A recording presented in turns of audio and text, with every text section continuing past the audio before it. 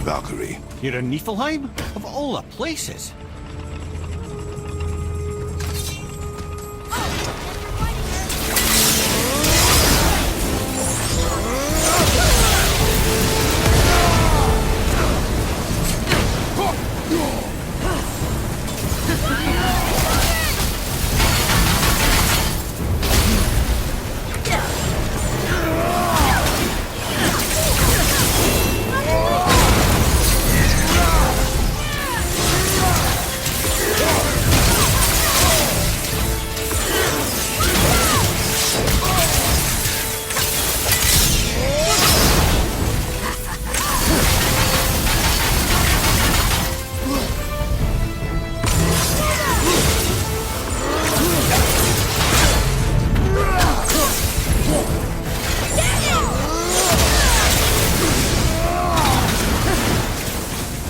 Watch your back!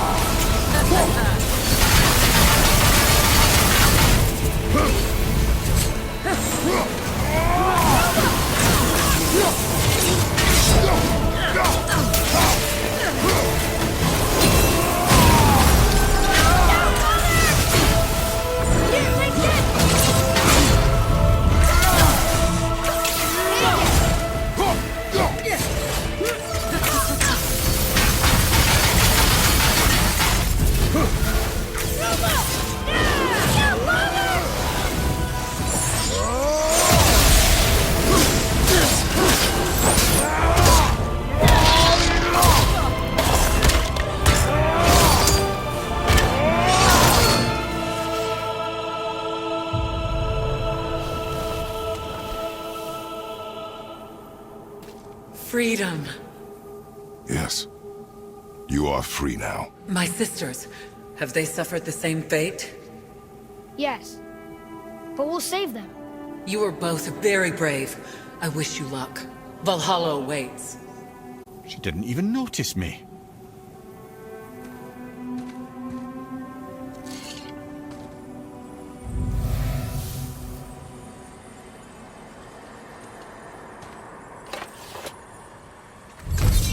Council of 8. Looks like this was our last one. Aye, lad. On to the Rokestolar Valkyrs then.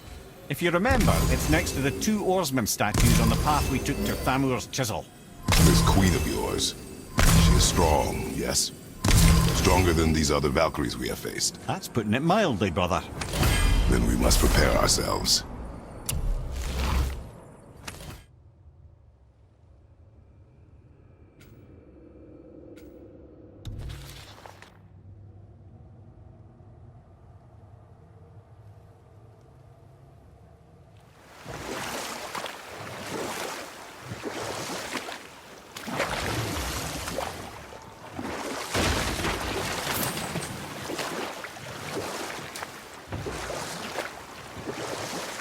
Mimir, is there a story for the giant with the flaming sword? Stuart the Brave. Of course. We've spoken so much of cross giants. It's about time we instead met the most fiery giant of all. Back when Ymir first emerged from Ginnungagap, it was Stuart who followed next. He came from Muspelheim, the Fire Realm, bringing heat to the young cosmos, conjuring the sun from his primordial flame. Or I can just tell you the story later.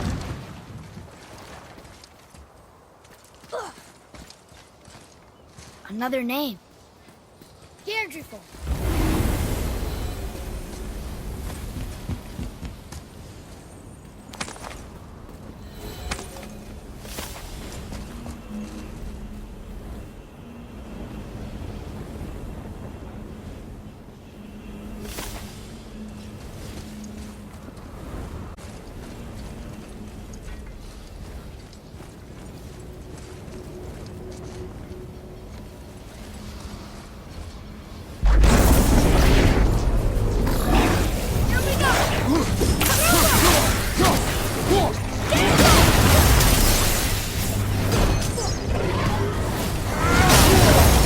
Got that one, brother.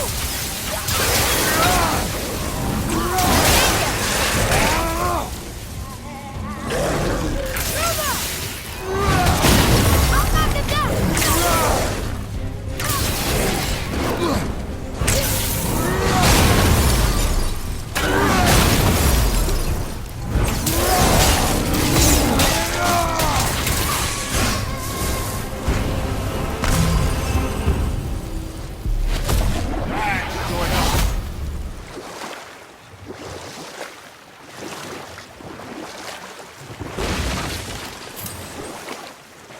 What's that down there?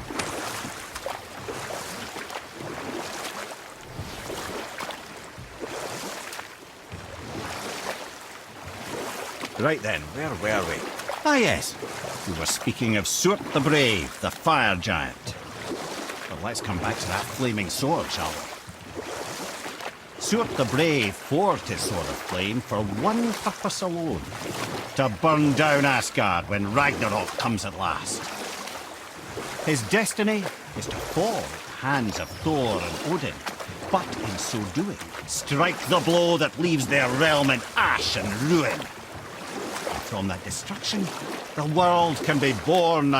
Until then, alone he waits in Muspelheim, never sleeping, ever honing his fiery blade. Brave, generous soul, who knows he lives but to his doom. All because he chooses to serve a grand cycle so much bigger than himself.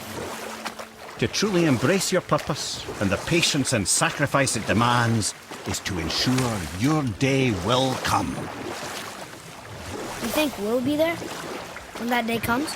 I've seen enough of war between the gods. You, little brother, who can say?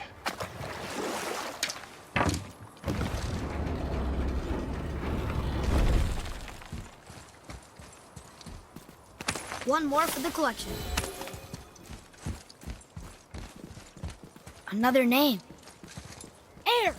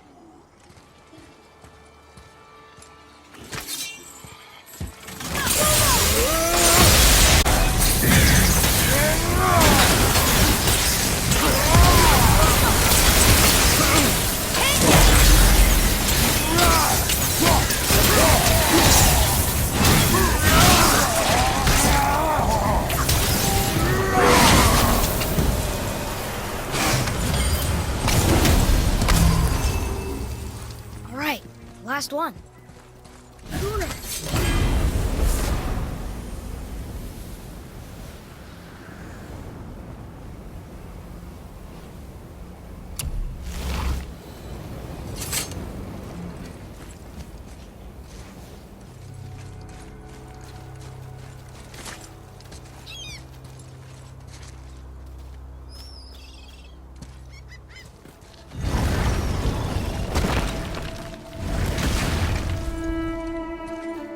This is it, right? The rock stool? Aye, lad. The Council of Valkyries. The Valkyries are of Valhalla, are they not? Glad to see you're paying attention, brother. You are correct. Valhalla, the great hall of the Einherjar, is their home within Asgard. But while there, they are subject to the scrutiny of the All-Father himself. And relations between the Valkyries and Odin were... tense. A story, lad. For now, why don't we look around for some clues? Try placing one of the Valkyrie helms on a throne.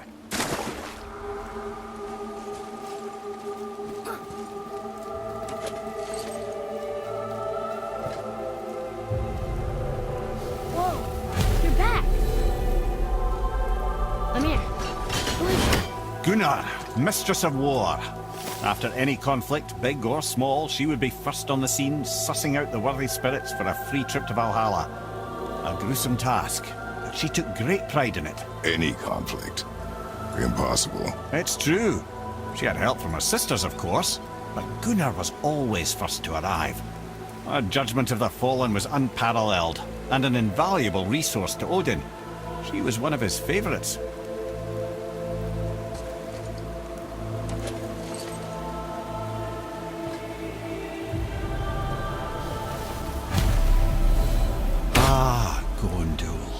Beautiful Gondul. And? Huh? That's it? Beautiful Gondul? No story or anything? Oh, sorry, lad. The sight of Gondul always took my breath away. Gondul had a silver tongue, a sharp wit, and struck a figure so stunning it literally drove men insane. Odin forbid her from setting foot in Midgard after a time, as insanity is not a welcome trait in Valhalla.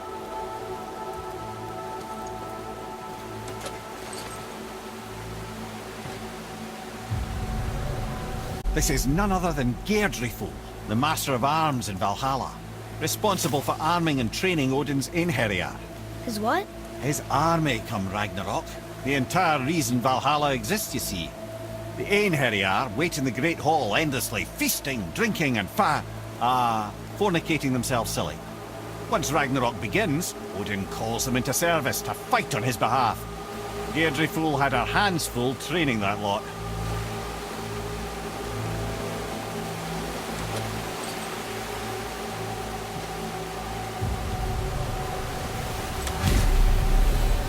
This, my friends, is Kara. Now, Valkyries are volatile by nature, but Kara, the lass is wild storm personified. A wild storm. Aye, calm and collected. Then the air would shift and the fury of her storm would unleash. It was beautiful in a way, assuming you could find proper shelter. Her tears would cleanse the blood-soaked battlefields.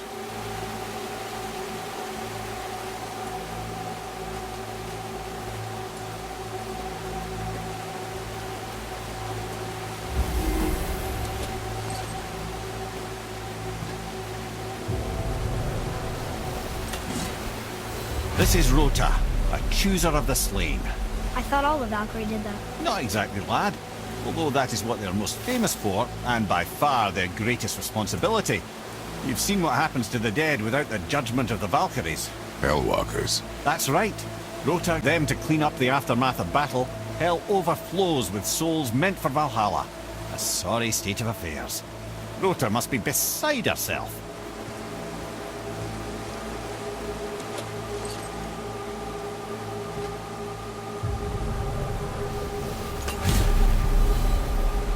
Ah, here we have Air, the healer. A Valkyrie healer? Strange. Air was strange, as a matter of fact. Very quiet, very calm. Where her sisters were violent rapids, Air was a gentle stream. She healed the wounds of both mortals and gods, and even a certain all-knowing sage who once drank too much and fell off a mountain. Not my proudest moment.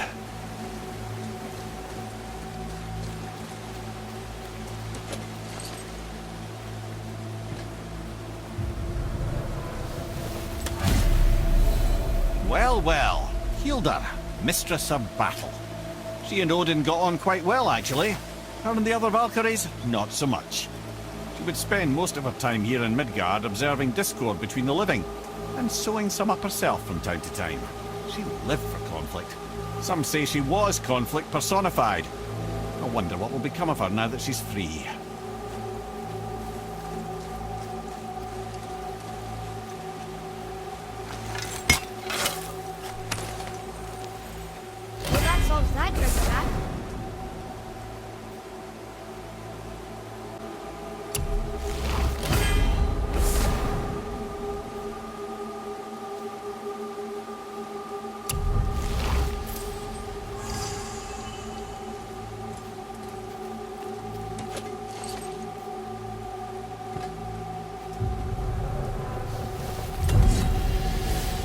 Olrun, once the daughter of a powerful chieftain.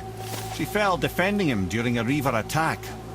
Olrun was escorted to Valhalla, where she chose to devote her afterlife to the pursuit of knowledge above all else. Quite unusual behavior amongst the constant drinking and feasting of her fellow Valhallian denizens. How'd she end up a Valkyrie? Odin. He saw a kindred spirit in Olrun's single-minded pursuit of knowledge. He appointed her as the Valkyrie's resident historian.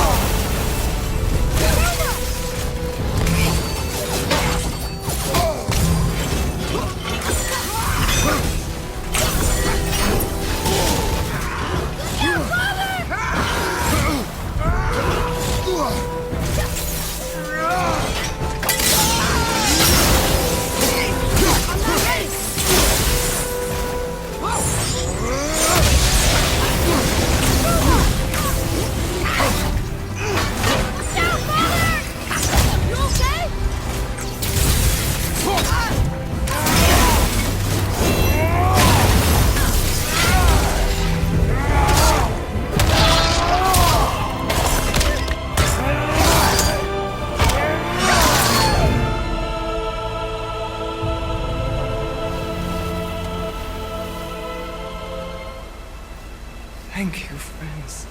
You have saved the Valkyries. Sigrun, how did this happen? Mimir, is that you? You have been freed, but... Freedom comes at a price, milady. You speak truly. Countless winters we served the All-Father. But only through his union to the Queen did we ever taste some measure of freedom. But aren't you the queen? Valkyries, the goddess Freya. When Odin severed her wings, I served in her absence, but it wasn't enough for the All-Father. He used an archaic piece of magic, corrupting my sisters. I tried to contain the damage by imprisoning them in places where they could cause no harm, but soon I lost myself as well. Sigrun, I'm sorry for being so worthless. I could have done something, or tried at the very least. What will you do now? I must reunite with my sisters. Together we can restore balance to the realms. You have the eternal blessings of the Valkyries.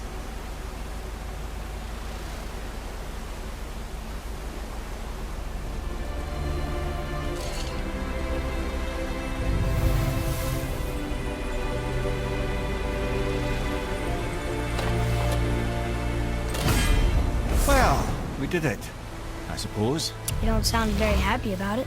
It's difficult to be happy about anything when you're a reanimated head.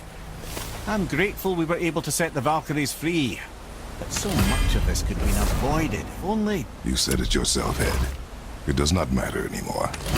The past is the past. Well, that's awfully cheerful coming from you. I am in a good mood. The dwarves will make use of this helm. Your dad's a wee bit single-minded, isn't he, lad? Definitely.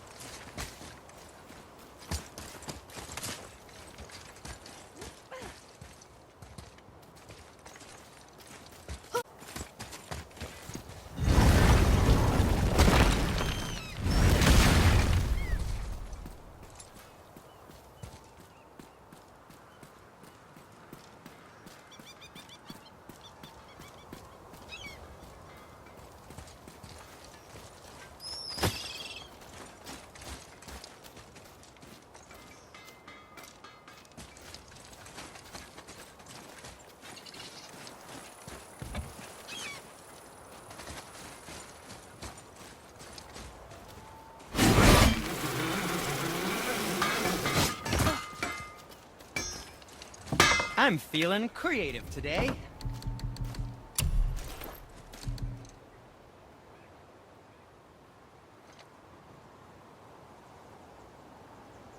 Now, watch where you throw this thing.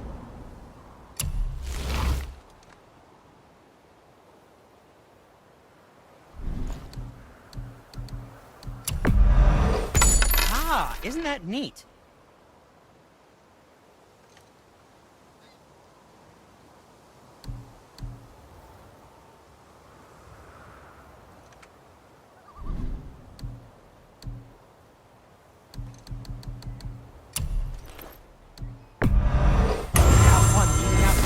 Fury.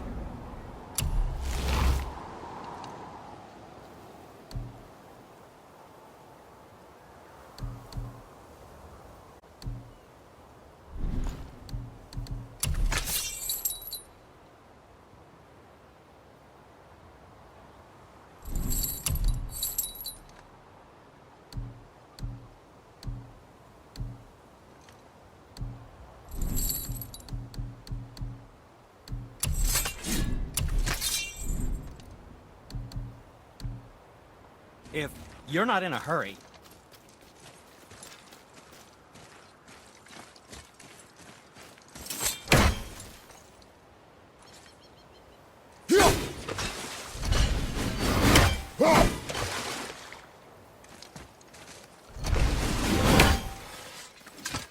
Wait, so Freya is the Valkyrie Queen? She never told us.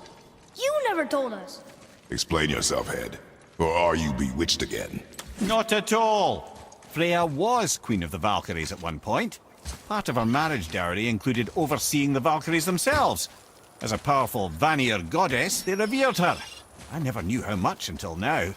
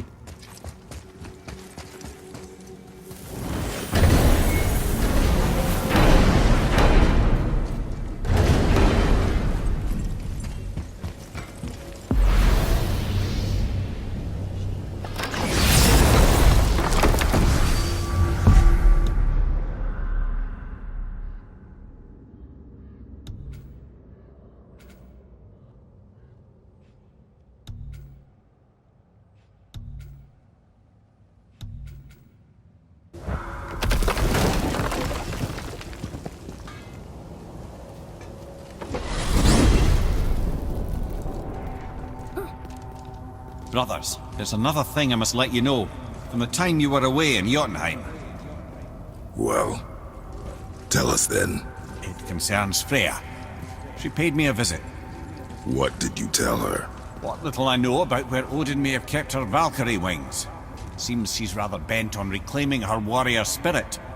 I'm afraid the cycle of vengeance may not be so easily broken.